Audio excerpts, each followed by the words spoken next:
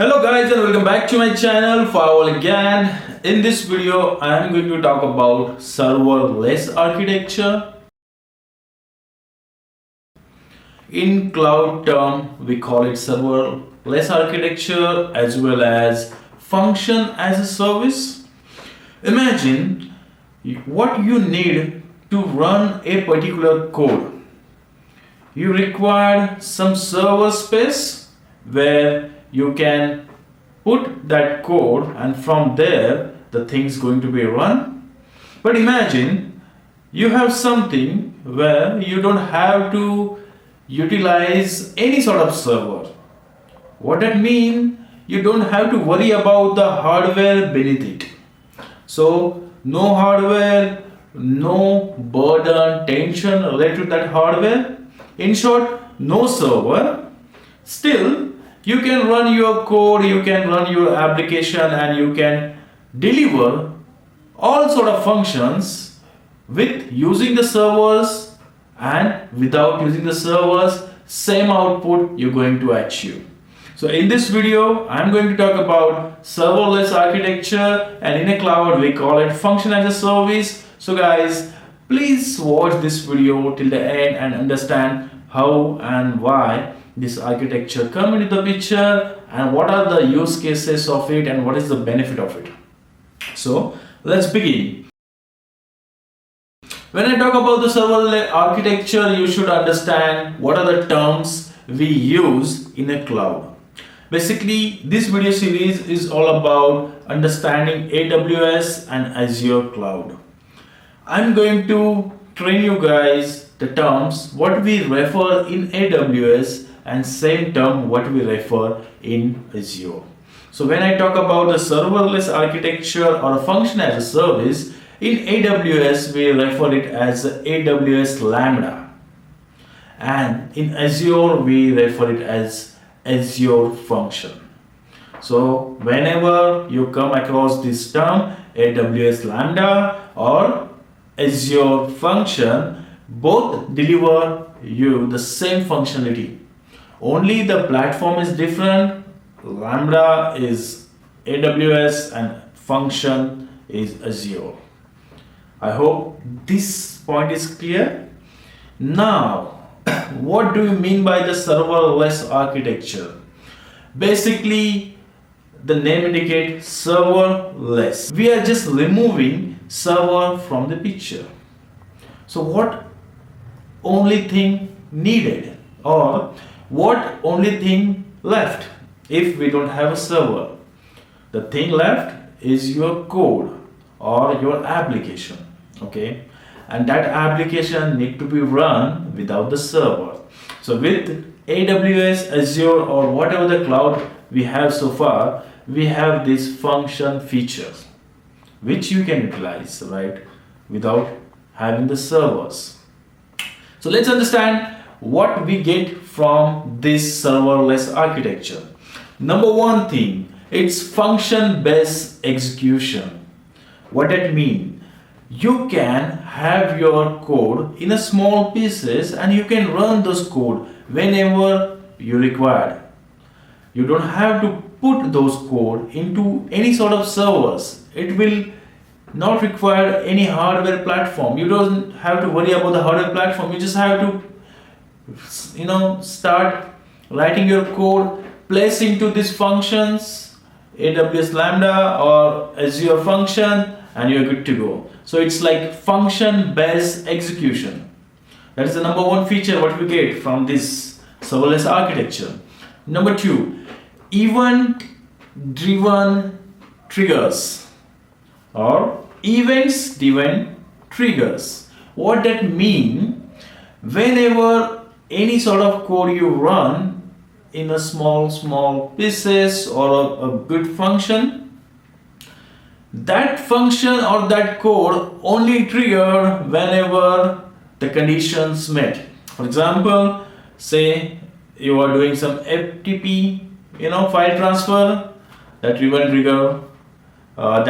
driven trigger triggered. If you do the file upload or some sort of activities related to storage, then only that particular event get triggered. So it's not like that. It's always, running and always, doing one or the other thing. It only triggered when there is some sort of condition met. Okay, it's the second feature. The third one, automatic scaling. What this means, automatic scaling. Consider scaling is nothing but a feature where if you require, you can scale up your environment. In general layman language, if I say I have considered 10 servers and I am running some intensive application on that 10 server having X amount of RAM, X amount of memory, X amount of storage. Whenever those servers, storage, or I would say the RAM, memory, it's get full, we require one more or more servers, to get new request, right? So in a normal hardware thing, it's not possible, right?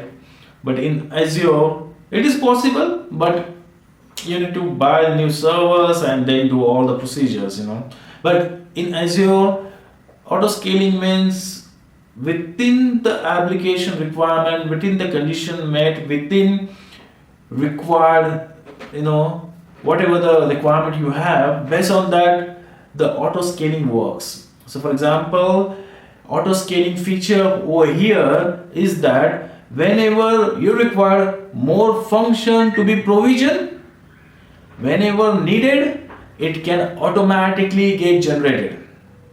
So you don't have to worry about, the auto scaling part. It's automatically done for you. For example, your code is hosted, your code you're running, whatever code you have running or whatever the application you are running is some sort of say retail application, and people are going with those application, to buy or whatever thing.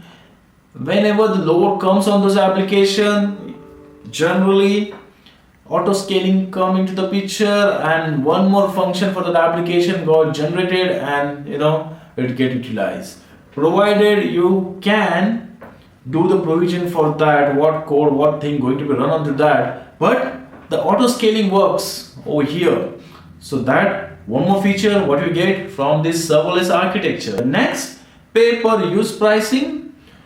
Pay per use pricing means whenever you're going to use this architecture feature, whenever you use this serverless architecture or function as a service feature, you only going to pay only for that time. If you are using say 1 hour this function as a service or a serverless architecture feature, you're going to pay for that only 1 hour. You don't have to pay for non-used hour. So you will getting this pay per use pricing feature as well. Next, backend service integrations. So you have a facility, you can integrate your database, your storage, your third-party apps, whatever things you require to run your application, you can integrate that with these functions, with your codes, and you can run your application as per your requirements. And last but not least, developer focus on code. What this means, developer generally focuses on multiple things, like they care about what hardware, what the capacity requirements, what things they have to design, how they have designed that code, whether the memory requirement met, what will be happen, like that. Now developer don't have to consider or think this all hardware related things. He just have to focus on his code and not worry about server related things, right? So when I concluded, the serverless architecture provide you all sort of flexibility to focus on your application, on your code, not worry about the hardware behind it. So basically it is one of the great feature what we have from the cloud and very useful. So I hope you guys understand what is this serverless architecture, and Thanks for watching this video, guys, and have a wonderful day.